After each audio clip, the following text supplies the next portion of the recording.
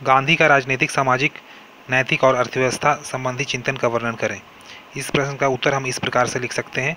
गांधी का विश्व राजनीतिक इतिहास में उदय दक्षिण अफ्रीका की पृष्ठभूमि में पर हुआ, परंतु वास्तविक ऊंचाई भारत के राष्ट्रीय आंदोलन से मिली और वे मानवता के सबसे बड़े पुजारी के रूप में उभरे।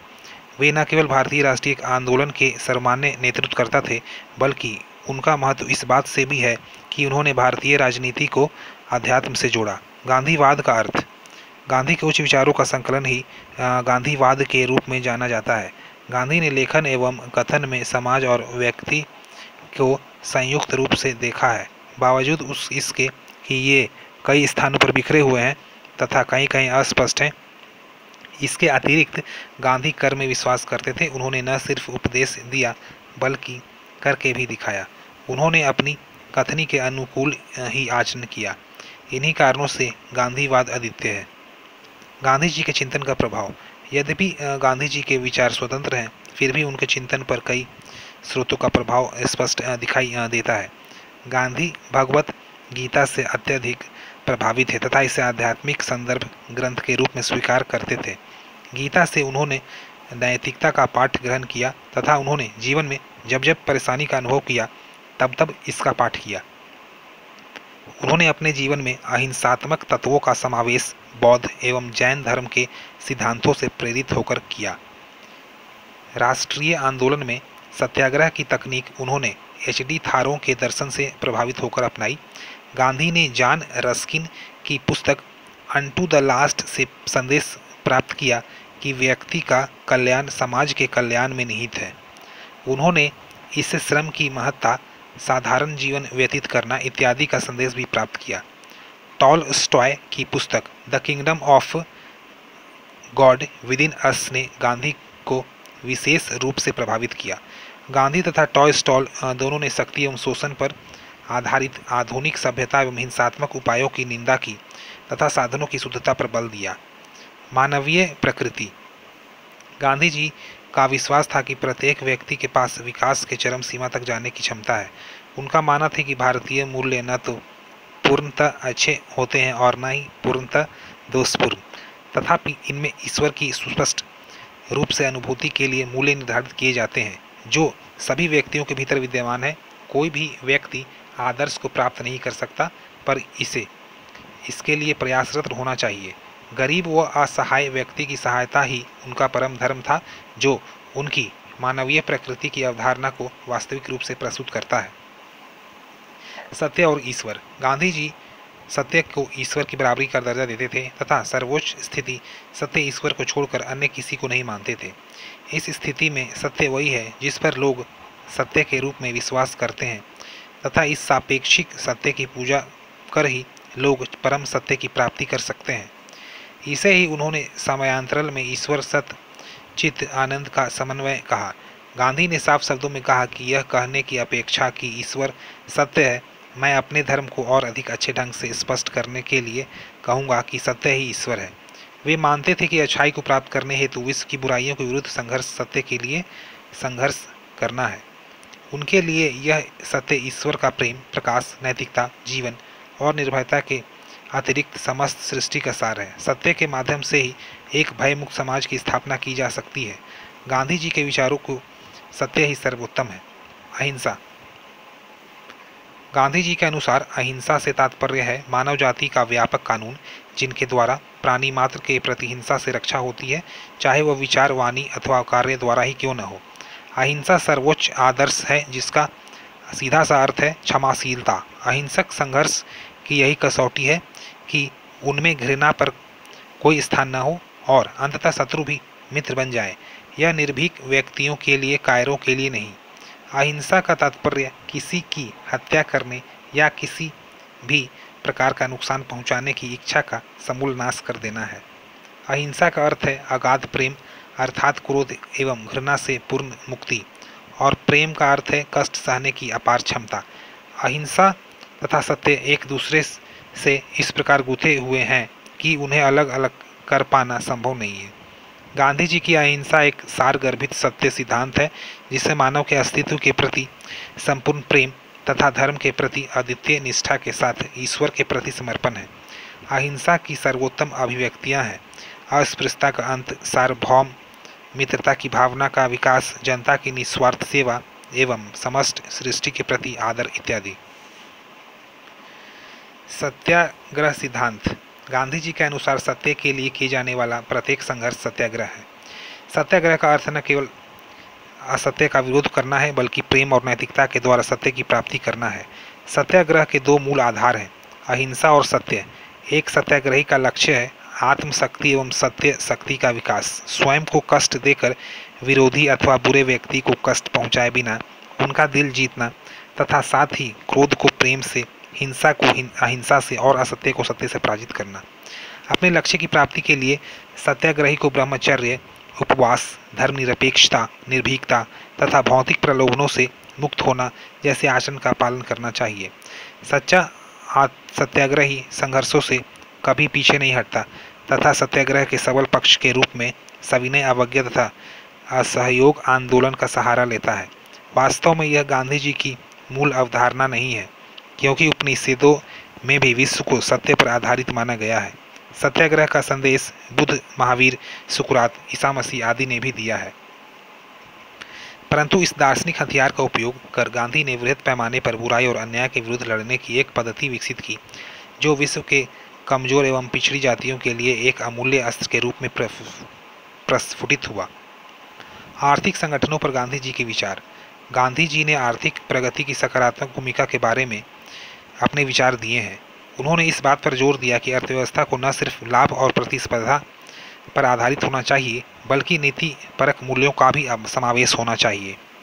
गांधी जी ने मानव श्रम की खुलकर प्रशंसा की। उन्होंने श्रम को वास्तविक संपत्ति माना, जो कि धन वृद्धि करता है। उन्होंने कहा कि किसी को बिना श्रम किए एक समय भी भोजन नहीं करना चाहिए।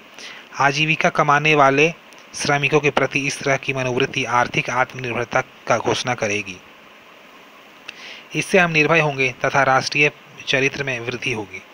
गांधी जी ने संपत्ति को अस्वीकार कर दिया।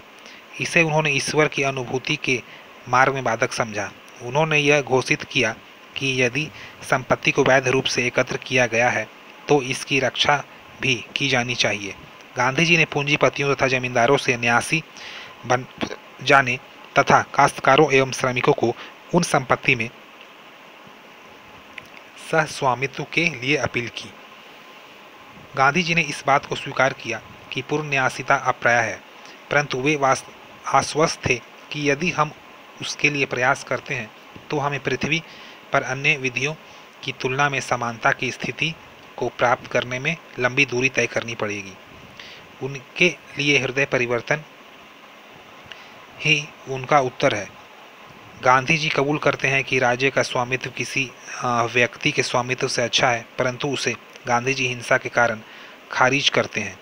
वे इस बात के लिए आश्वस्त थे कि यदि राज्य पूंजीवाद को कुचलता है तो वह खुद हिंसा की लपेटे में आ जाएगा और अहिंसा के बढ़ाने में किसी भी समय असफल हो जाएगा। परंतु यदि जमींदार और पूंजीवादी न्यासी बनने से इनकार कर दें तथा राज्य का स्वामित्व अपरिहार्य बन जाए तो गांधी राज्य के कम से कम स्वामित्व को तरजीह देते हैं। स्वदेशी आत्मनिर्भरता गांधी जी का आदर्श वाक्य था।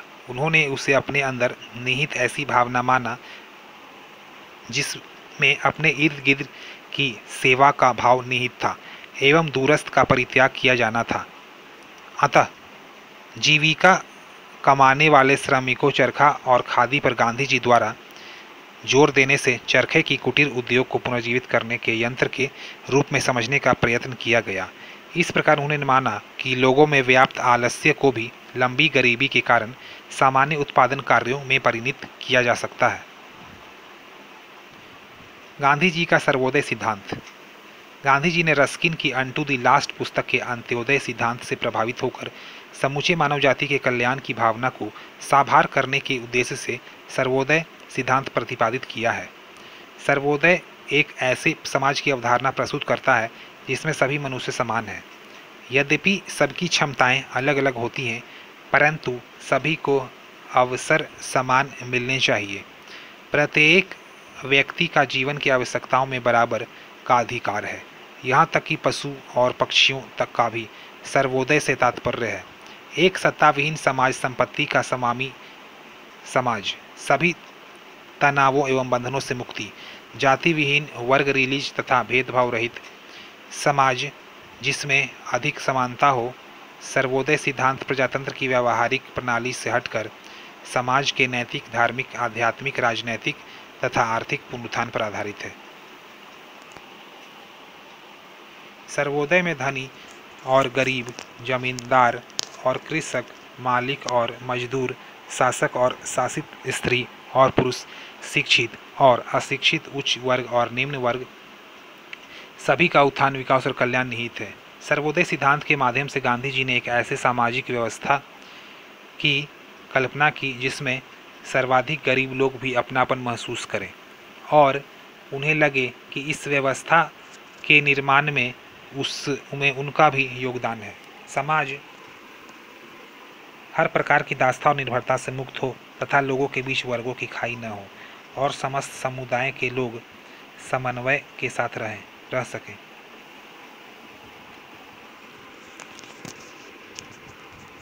स्त्रियां भी पुरुषों के समान की अधिकारों का उपभोग कर सकें, सेना और सैनिकों पर व्यय न्यूनतम हो तथा ऐसा कोई कार्य न किया जाए जिससे बहुसंख्यक जनता के हितों को कोई नुकसान पहुंचे। अर्थात सर्वोदय सिद्धांत के अनुसार वह शोषणहीन समाज होगा जिसमें सभी शांतिपूर्ण रहेंगे। गांधी जी का ट्रस्टीशिप सिद्धांत। गांधी जी ने संपत्ति के व्यक्तिगत संग्रहण को अस्वीकार कर दिया। उसे उन्होंने ईश्वर की अनुभूति के मार्ग में बाधक समझा। गांधी जी ने पूंजीपतियों तथा जमींदारों से ट्रस्टी बन जाने तथा काश्तकारों एवं श्रमिकों को उन संपत्ति में सह स्वामित्व देने के लिए अपील की। गांधी जी का यही आध्यात्म स्तर पर सुझाव ट्रस्टीशिप सिद्धांत के रूप में जाना जाता है। उनका विचार था कि सच्ची अर्थव्यवस्था का उद्देश्य है सामाजिक न्याय जो सबका हित चाहती है। ट्रस्टीशिप का मूल आधार है संपत्ति का समाजीकरण, जिससे पूंजीपति अपने धन के केवल उस हिस्से का ही अधिकारी बने जितने उसके सम्मानपूर्ण जीवन यापन के लिए आवश्यक है तथा शेष धन को की समाज के हित में उपयोग करें और स्वयं को उनकी ट्रस्टी घोषित कर दें।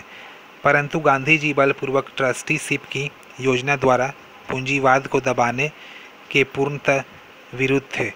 उनका मानना था कि पूंजीपतियों में स्वयं ही जागृति पैदा होनी चाहिए कि वे स्वयं द्वारा संचित धन के मालिक नहीं हैं, वरन उस संपत्ति के ट्रस्टी मात्र हैं। गांधी जी कबूल करते हैं कि राज्य का स्वामित्व किसी व्यक्ति के स्वामित्व से अच्छा है, परंतु उसे वे हिंसा के कारण खारिज भी करते हैं। उनका विश्वास था कि यदि राज्य पूंजीवाद को कुचलता है तो वह खुद हिंसाग्रस्त हो जाएगा, परंतु यदि जमींदार और पूंजीवादी ट्रस्टी बनने से इनकार कर दे तथा राज्य का स्वामित्व अपरिहार्य बन जाए तो गांधी राज्य के कम से कम स्वामित्व को तरजीह देते हैं।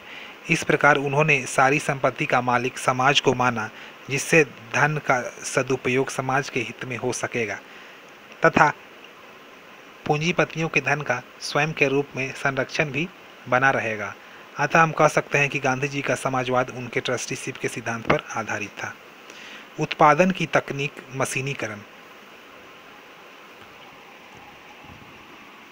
गांधी जी उत्पादन की ऐसी प्रणालियों के पक्षधर थे जिसमें व्यक्ति के श्रम का पूर्ण ध्यान रखा गया हो तथा साथ ही उनका उद्देश्य देश की समयानुकूल परिस्थितियों के अनुरूप हो।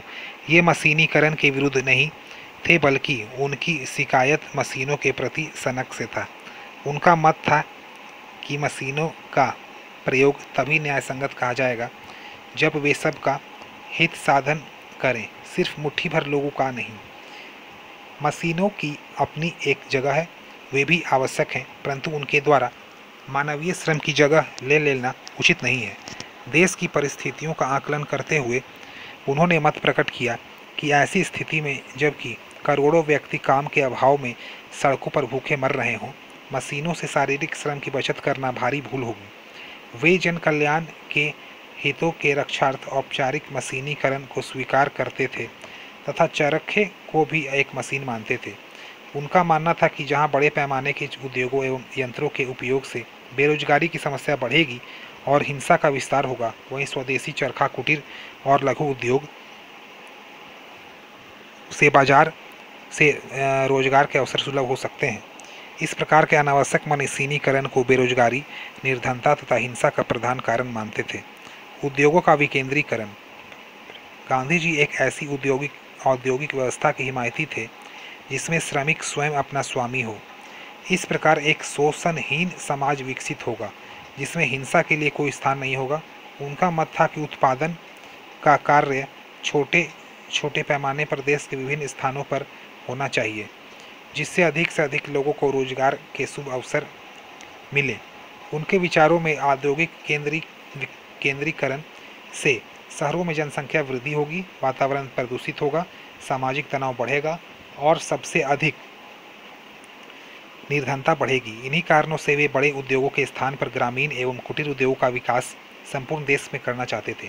वे कहते थे कि खादी श्रम का सम्मान करती है, पर मिलों में श्रम का शोषण होता है। गांधी जी और वर्ण व्यवस्था। गांधी जी ने प्राचीन वर्ण व्यवस्था को स्वीकार किया, जिसमें प्रत्येक व्यक्ति अपना परंपरागत और वंशानुगत उद्यम चुनेगा, बशर्ते वह आधारभूत नैतिक सिद्धांतों के विरुद्ध न हो। परंतु उन्होंने वर्ण व्यवस्था पर आधारित शक्ति व उच्च शक्ति के एकाधिकार की प्रवृत्ति को पूर्णतः नकार दिया, क्योंकि इसके कारण असमान सामाजिक स्थिति उत्पन्न होती है। अतः उन्होंने ऊंच नीच के भेदभाव को पूर्णतः अस्वीकार कर दिया। वे किसी व्यक्ति पर उसकी इच्छा के विरुद्ध उसका परंपरागत अथवा वंशानुगत आजीविका का साधन थोपने के खिलाफ थे। वे वर्ण व्यवस्था को सभी मानवतावादी आदर्शों के साथ स्वीकार करना चाहते थे। गांधी जी और स्वदेशी। गांधी जी के आदर्श वाक्य स्वदेशी का सीधा सा अर्थ है आत्मनिर्भरता। उन्होंने इसे स्वयं के अंदर निहित ऐसी भावना माना जिसमें अपने आसपास की सेवा का भाव निहित था एवं दूरस्थ का परित्याग किया जाना था। स्वदेशी के माध्यम से गांधी जी ने लोगों में स्वराज्य की भावना जागृत करने का प्रयास किया, जिसके अंतर्गत सभी को सच्ची स्वतंत्रता मिल सके। गांधी जी के विचारों में स्वतंत्रता का अर्थ होता है सारे बंधनों से मुक्ति, जबकि स्वराज इससे पूर्णतः भिन्न अर्थ रखता है। स्वराज एक वैदिक शब्द है जिसका अर्थ है आत्मसंयम और स्वशासन। वास्तविक स्वराज कुछ लोगों द्वारा सत्ता प्राप्त कर लेने से नहीं, बल्कि तब आएगा जब लोगों द्वारा सत्ता का दुरुपयोग होने पर लोग इसका प्रतिरोध करने की क्षमता प्राप्त कर सकेंगे।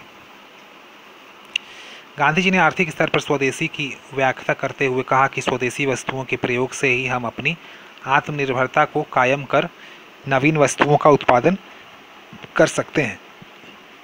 गांधी जी के अनुसार हमारे संसाधन सभी की आवश्यकताओं के लिए काफ़ी है, किंतु किसी का लालच पूरा करने के लिए नहीं है। इस प्रकार उन्होंने लोगों से आग्रह किया। गांधी जी ने स्वदेशी के माध्यम से हमें हमारी गौरवशाली संस्कृति, दया, अहिंसा और परोपकार की भावना की याद दिलाई तथा हमें मानव प्रकृति से प्रेम करने की प्रेरणा दी, चाहे वह किसी भी जलवायु में फल फूल रही हो। अतः हमें अपने निकटस्थ पड़ोसियों तथा अन्य देशों के साथ मानवतावादी दृष्टिकोण रखना चाहिए।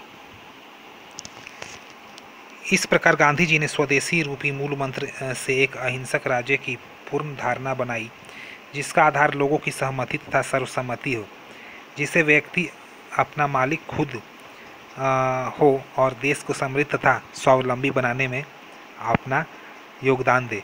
गांधी जी की विचारधारा एक मूल्यांकन। गांधी जी ने संपत्ति औद्योगिकरण तथा राज्य की कटु आलोचना की। उन्होंने समाज में असमानता, राज्य द्वारा बल प्रयोग तथा पूंजीवादियों के संपूर्ण आधार पर विचार किया तथा मूल्यों और संस्थाओं के रूप में विकल्प दिया। गांधी जी के कुछ विचार तो बिल्कुल अस्पष्ट हैं। राजनीतिक कूटनीतिज्ञों के रूप में उनका यथार्थवाद उनके वैचारिक आदर्शवाद का विरोधाभास है, परंतु इस बात में कोई संदेह नहीं है कि गांधी जी ने कई ऐसे प्रश्न उठाए जो आधुनिक सभ्यता में समर्थित है। ये प्रश्न थे राज्य की शक्ति में वृद्धि, नौकरशाही दमन, हिंसा का बढ़ता प्रयोग तथा बड़ी तकनीकी दुष्प्रभाव। उनकी आधुनिक सभ्यता की आलोचना गहन अंतर्दृष्टि प्रस्तुत करती है। साधन और परिणाम के बीच अंतर संबंध पर उनका विचार विशेष रूप से काफ़ी गंभीर है। इन बिंदुओं पर जैसा विचार गांधी जी ने प्रस्तुत किया वैसा अन्य किसी ने नहीं किया है। उनका सबसे बड़ा योगदान था आर्थिक और राजनीतिक शक्तियों के विकेंद्रीकरण पर जोर। हमारे संविधान के नीति निर्देशक निबंधों में गांधी के इन विचारों को परिपथ दिया गया है। हाल ही में संविधान संशोधन में माध्यम से इसी विचार को पुनर्जीवित किया गया।